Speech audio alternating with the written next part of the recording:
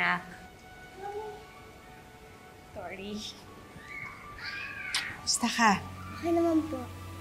May surprise ako para sa'yo. Ano po yan, Mami? Close your eyes. Sorry? Daddy!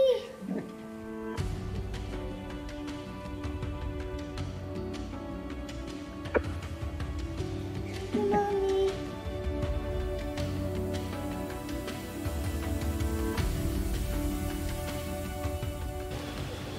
Girl, paano na ngayon yan?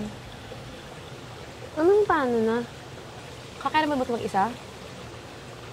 Ba't kailangan ko maging mag-isa? Huwag mong sabihin, are you really gonna use this para... Ano, Leslie, kailangan niya malaman yung totoo. Sigurado ka bang... kanya yan?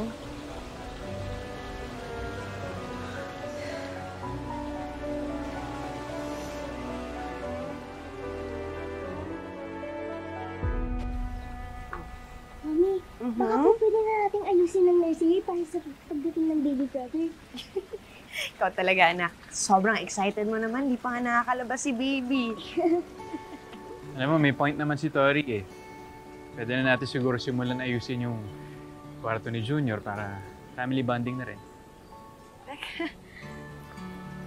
Junior? Ibig sabihin na isusunod mo sa pangalan mo ang baby natin? Wala naman dahilan para hindi. Mami, bigyan na po tayo ng crib niya. Color blue para pang boy. Ito naman si anak. Masyado pang maaga, anak. Pero sige, hanap na rin tayo ng crib niya. Hanap tayo dun sa mga shop sa loob. Halika na. Masyado mainit. Babe, sunod ako ah. Okay. Di ba? Eh, kaya nga eh. Sis, di ba? Siya yung nag-viral ng video, di ba? Sa gender reveal party. Ang sweet nila, no? Magkasama sila ng misis niya.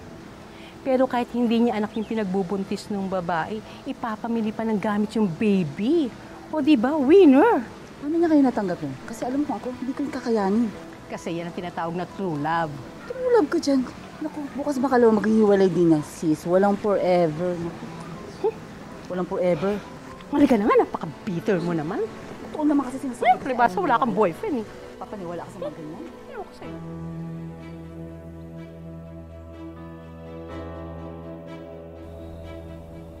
Hindi pa rin sumama sa akin si Christy pagkalapos ng lahat. Baka kailangan iwanan mo muna si Christy. Pabayaan mo muna siya. Total, hindi magandang sitwasyon ngayon. Saka bukod sa mga alagad ng batas, inahanting din tayo ni Nalakdan. Pero paulit-ulit ko namang sinasabi sa inyo na may karapatan ako sa kanya dahil anak ko ang dinadala niya. Tay, tama naman yung sinayusa. Tay, kailangan nating ayusin yung sitwasyon ngayon. Ano to, Tay? Paano niyo aalagaan yung magiging kapatid ko? Kung ganito na lang, tago tayo ng tago. Wala tayong kalayaan.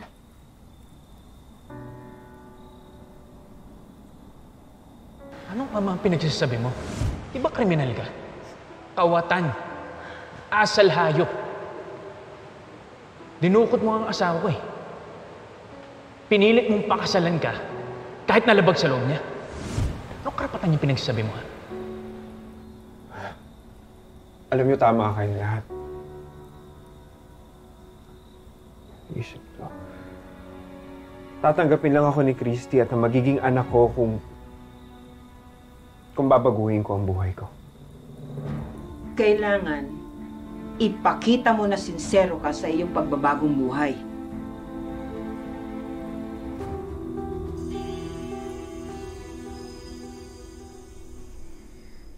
Babe, nakita mo ba yung mga pinamili namin ni Tori? Nagustuhan mo ba? Oo, ma'am. Maganda naman lahat. Pasensya ka na, na-carried away kami ni Tori eh. Hindi pa man lumalabas si Junior, ang dami niya ng damit. Ayos lang eh. Mas okay naman na handa lagi. Thank you, babe. Thank you for being a great husband and a wonderful father kay Tori. Kahit hindi niya anak yung pinagbubuntis ng babae, ipapamili pa ng gamit yung baby. Yan ang tinatawag na true love. Naku, bukas makalawa maghihiwalay din yan, sis. Walang forever.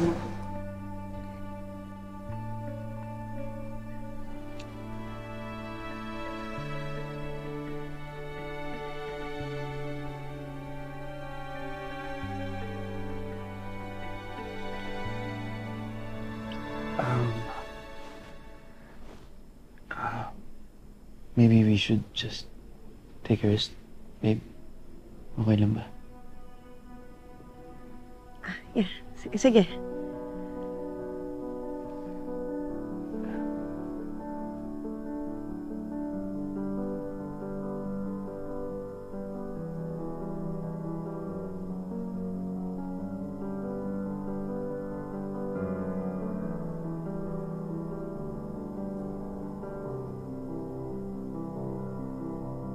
Nagmamadali pa naman akong makausap ka, tapos wala rin palang nangyari sa efforts mo?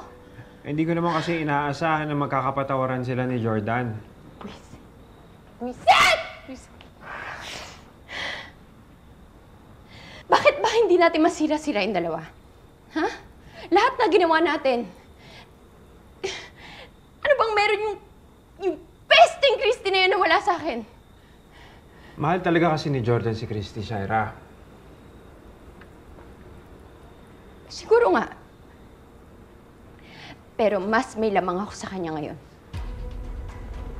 Lamang? Paano? May alas pa ako kay Christy. And this time, hindi na ako pwedeng itsapuera at baliwalain ni Jordan.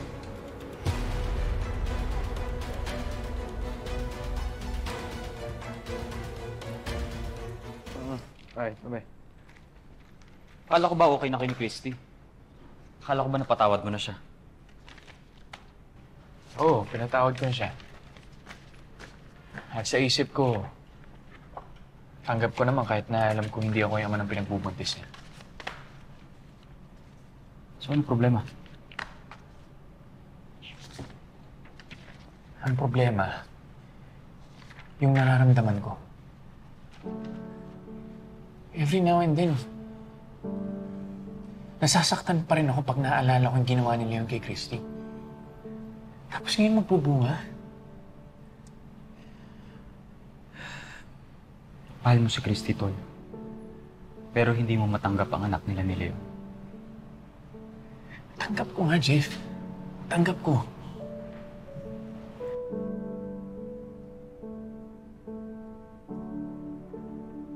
Ang kinatatakutan ko lang, kaya ko bang panindigan to hanggang dulo? Tol, kakayanin ko ba maging isang ama sa batang alam ko hindi naman galing sa akin?